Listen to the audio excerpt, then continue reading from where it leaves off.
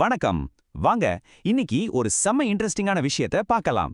AI பார்ட்னரோட சேர்ந்து ஒரே ஒரு வீக்கெண்ட்ல ஒரு முழு புக்கை எப்படி எழுதி முடிக்கிறது? இது நிஜமாவே சாத்தியமா? வாங்க இந்த ஆச்சரியமான ப்ராசஸ் உள்ள போய் என்ன இருக்குன்னு பார்க்கலாம். ஒரே வீக்கெண்ட்ல ஒரு முழு புக்கை எழுதி அதை பப்ளிஷும் பண்ணிடுறது கேட்கும்போதே ஆச்சரியமா இருக்குல்ல. இது எப்படி முடியும்னு தோணுது இல்லையா? ஆனா நாம பார்க்க போற இந்த மெத்தட் இது முடியும்னு சொல்றது மட்டும் இல்லாம அதை எப்படி செய்யணும்னு ஸ்டெப் பை ஸ்டெப்பா ஒரு முழு சிஸ்டத்தையே நமக்கு காட்டுது. பொதுவா ஒரு புக் எழுதணும்னா அது மாசக்கணக்கில் சில சமயம் வருஷக்கணக்கில் கூட ஆகும்.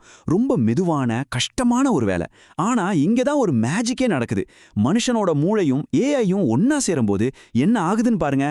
அந்த மெதுவான ப்ராசஸ் ஒரு மின்னல் வேக படைப்பா மாறுது. மாசக்கணக்கில் செய்ய வேண்டிய வேலை வெறும் 2 நாள்ல முடியுது. தேவையில்லாம யோசிச்சு குழம்புறதுக்கு பதிலா ரொம்ப தெளிவா ஒரு ஸ்ட்ரக்சரோட வேலை நடக்குது. சரி, இந்த நம்ப முடியாத வேகத்துக்கு பின்னாடி ஒரு சிஸ்டம் இருக்கு. அதுதான் ஏஐ கோரைட்டர் சிஸ்டம். இதுல 3 முக்கியமான விஷயங்கள் இருக்கு: ப்ளூ பிரிண்ட், டூல்ஸ், அப்புறம் ப்ராம்ப்ட்ஸ்.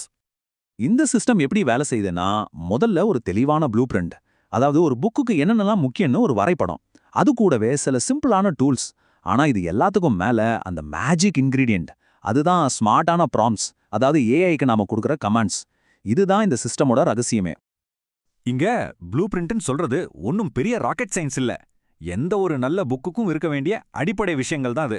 ஒரு நல்ல தீம், அதாவது மைய கருத்து, அப்புறம் ஒரு சூப்பரான டைட்டில், ஒரு முன்னுரை, ஒரு அவுட்லைன், அத்தியாயங்கள், அப்புறம் ஒரு நல்ல முடிவுரை. இந்த ஸ்ட்ரக்சர் தான் ஏஐக்கு சரியான பாதையை காட்டுது. சரி, தியரி போதும். இந்த சிஸ்டம் நிஜத்துல எப்படி வேலை செய்யுதுன்னு நேரடியாவே பாத்திரலாம் வாங்க. ஒரே ஒரு ஐடியாவை வச்சு ஏஐ எப்படி ஒரு முழு அவுட்லைனை மின்னல் வேகத்துல உருவாக்குதுன்னு இப்ப பாருங்க. எல்லாமே இந்த ஒரு சிம்பிளான கேள்வியிலிருந்து தான் ஆரம்பிக்குது. ஏஐ கிட்ட ஒரு எக்ஸ்பீரியன்ஸ்டான எழுத்தாளர் மாதிரி யோசிச்சு நம்மளோட டார்கெட் ஆடியன்ஸ்க்கு பிடிச்ச மாதிரி ஒரு 10 சப்டாபிக் சொல்லுன்னு ஒரு ப்ராம்ப்ட் கொடுக்குறோம். இப்ப பாருங்க ஏஐயோட மேஜிக்க. நாம கேட்ட அடுத்த செகண்டே எவ்வளவு சூப்பரான டாபிக்ஸை லிஸ்ட் பண்ணிருக்கு பாருங்க. மைண்ட் மேப், செல்ஃப் அவேர்னஸ், நம்பிக்கைகளும் மனத்தடைகளும், குவாண்டம் ஏஜென்ட் ஏஐனா என்ன? அடேங்கப்பா, ஒரு புக்கை ஆரம்பிக்கிறதுக்கு இதை விட ஒரு சூப்பரான ஸ்டார்டிங் பாயிண்ட் இருக்க முடியுமா? ஓகே, டாபிக்ஸ் கிடைச்சிருச்சே. அடுத்த ஸ்டெப் என்ன? இந்த எல்லா ஐடியாஸையும் ஒன்னா சேர்த்து ஒரு புக் அவுட்லைனா மாத்த சொல்லி ஏஐ கிட்ட கேக்குறோம். ஒரு ஃபைனல் டைட்டில், சப்டைட்டிலோட ஒரு முழு அவுட்லைனை கேக்குறோம். நம்ப முடியுதா உங்களால? அடுத்த சில நொடிகள்ல ஏஐ ஒரு முழுமையான பக்காவான அவுட்லைனை நம்ம கையில கொடுத்துருச்சு. இன்ட்ரோடக்ஷன்ல இருந்து உங்க மனசை ஏன் புரிஞ்சுக்கணும், உங்க சிந்தனை எப்படி வேலை செய்யுது, உங்களுக்கான ஏஐ ஏஜென்ட்டை எப்படி உருவாக்குறதுன்னு கடைசி சாப்டர் வரைக்கும் இப்ப நம்ம கையில ஒரு முழு ரோட் மேப் இருக்கு. வாங்க அடுத்த கட்டத்துக்கு போலாம். Outline ready. இனிமே தான் அசல் ஆட்டமே ஆரம்பிக்க போகுது. ஏஐ இப்ப எழுத ஆரம்பிக்க போகுது. இந்த இடத்துல தான் மேஜிக் நடக்க போகுது. பொதுவா ஒரு புக்ல ரொம்ப கஷ்டமான பகுதி எதுன்னா அது இன்ட்ரோடக்ஷன் எழுதுறது தான். ஆனா இங்க பாருங்க, ஒரே ஒரு சிம்பிள் கமாண்ட் தான். ஏன் புக்குக்கு ஒரு இன்ட்ரோடக்ஷன் எழுதித்தான்னு ஏஐ கிட்ட கேக்குறோம். அவ்வளவுதான். ஏஐ எழுதின இன்ட்ரோல இருந்து இந்த ஒரு லைனை மட்டும் கேளுங்க.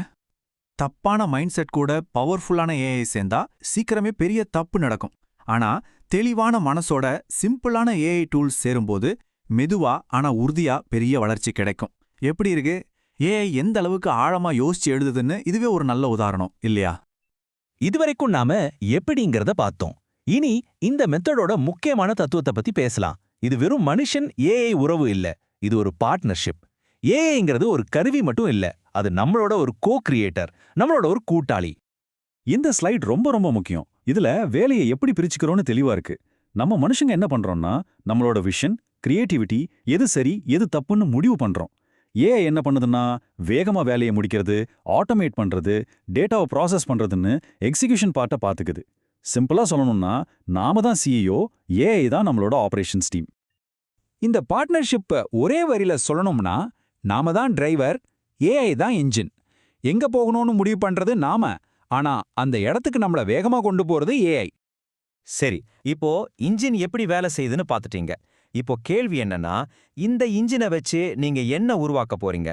உங்களோட ஐடியாஸுக்கு, உங்களோட கனவுகளுக்கு இந்த சிஸ்டம் எந்த அளவுக்கு உதவும்னு யோசிச்சு பாருங்க. இது வெறும் ஒரு விளக்கம் இல்ல, இது உங்களுக்கான ஒரு தொடக்கம்.